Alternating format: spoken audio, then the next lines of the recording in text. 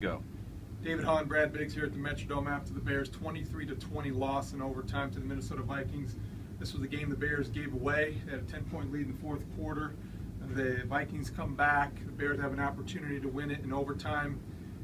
Mark Trestman, the decision everyone will be talking about around Chicago, decides to try a field goal on second down, a 47-yard field goal on second down.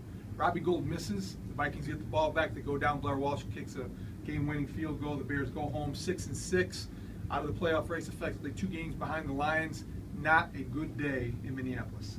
No, a bad day, and I think that before Mark Trestman explains again to the public about the decision to go for the field goal on 2nd and 7 at the 29-yard line, he'll have to answer some tough questions for Phil Emery and the McCaskey family.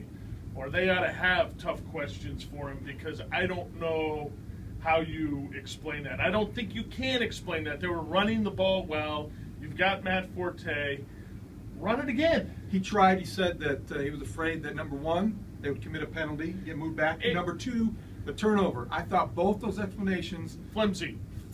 You don't play not to lose. Coaches who do usually lose. If Mark Trestman doesn't trust his offense, what can he trust? What happened to Mr. Fourth Down? The guy who was so bold in going for it, 4th and inches, all of a sudden becomes this cautious, overprotective guy in overtime. I thought that was a decision. You're right. Not only is he going to explain it publicly, but privately could be very difficult. Yeah, he's got to answer to his bosses, because there's not a good explanation, in my opinion, for what happened out there. Josh McCown played well again.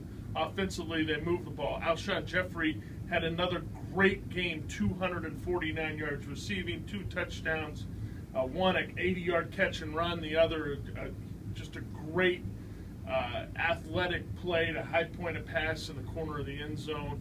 I can see many catches better than that. No. And I think defensively you saw more of the same. Adrian Peterson goes over 10,000 yards, 211 more. Yeah, they were better against the run than they were a week ago, when you consider that Peterson's much better back than they saw in St. Louis. They had moments where they were able to hold him in check. They did enough to win the game, and it's a battered unit right now. They're missing a lot of guys. Major Wright, the latest starter, not to play. This is just 4th a and down. 11 Yeah. on the game-time drive, though. You got to get off the field in the fourth quarter. They weren't able to do that. The pass rush was improved. Julius Peppers had a pretty good game.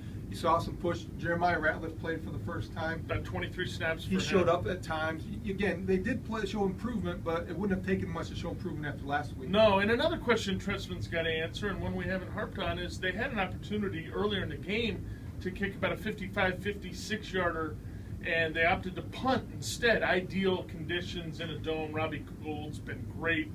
I asked him about that, and he said he drew a blank. He had to go back and didn't have an answer for that. And I think there's a lot of things that he's not going to have an answer for. It's going to be a tough week at Haugh. They get ready for the Cowboys on Monday Night Football. They're going to retire Mike Ditka's jersey, but before all that pageantry, a lot of tough issues to address. Jay Cutler is expected back. Josh McCown playing very well. That's going to be an issue this week.